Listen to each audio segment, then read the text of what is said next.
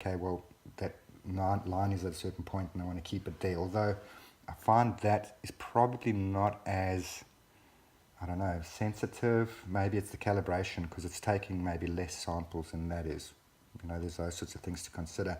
And if you oversample, then, you know, every little variation will make this all move around a hell of a lot. So to put it back into perspective, you want a steady, consistent, pleasant sound over time. So the key thing here is find the pleasant sound with your ears, lock into that and try and keep it steady. Once you've found that sound, then use the tools to try and keep you at that sound. 1 hertz either way, I think that makes you pretty reasonable as a piper. And these are all things that can be done by anybody with the right application. So I'll try one more. I've got this now in the video, so we can come back to that. So now what we'll do is we're going to play, let's see.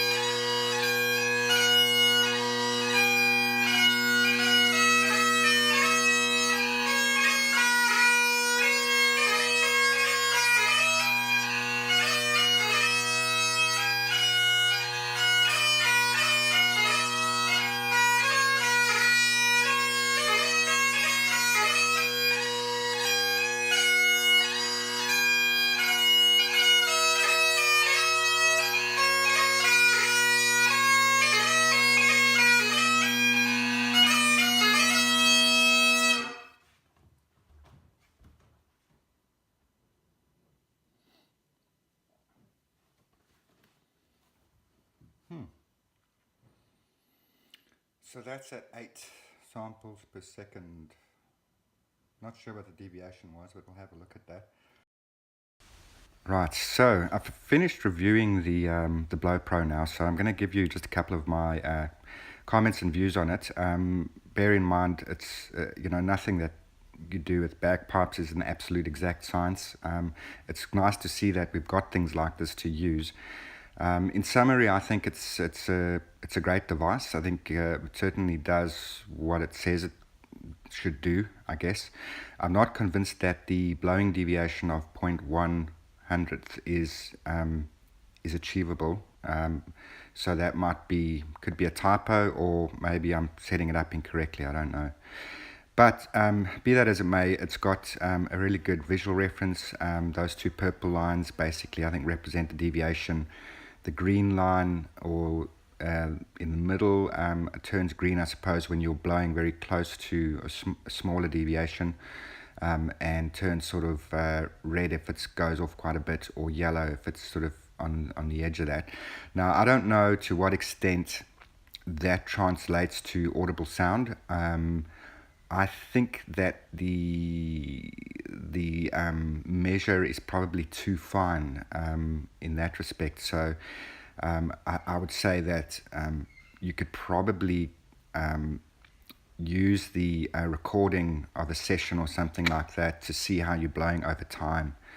That's probably a better measure. Watching the little line and making sure that it's green all the time, it's probably achievable, and I'm sure it's less cumbersome than actually using a physical manometer, which has its own challenges. So in that respect, very easy to use. So you could use this in combination with other tools. I guess the key thing in all of this is that there's the aspect of using the science to help your blowing.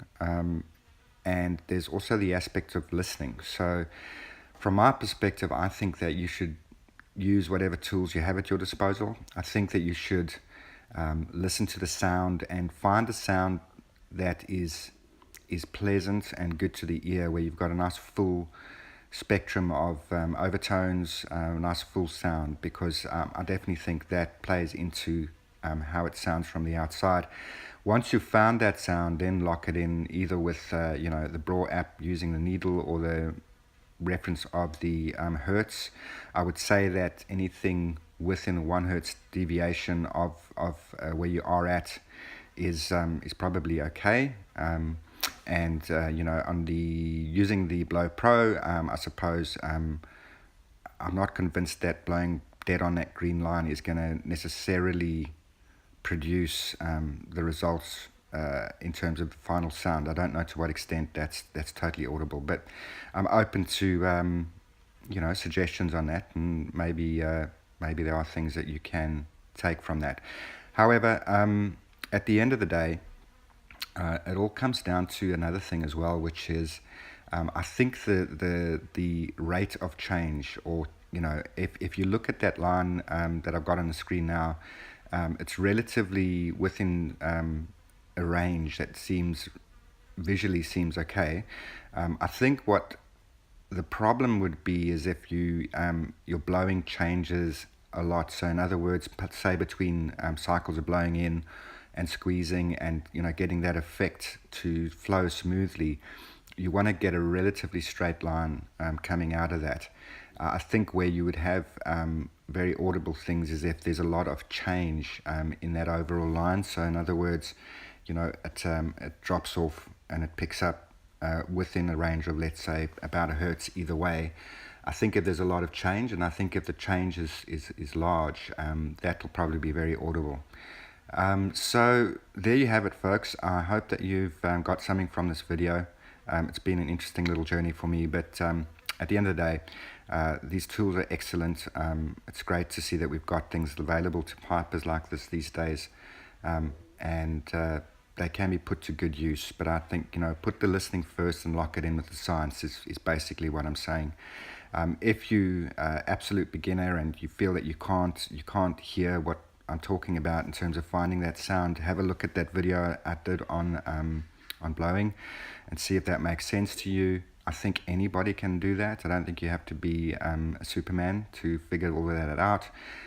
But you know, for some people, apparently, you know, they can't discern tones, and I think that's possible.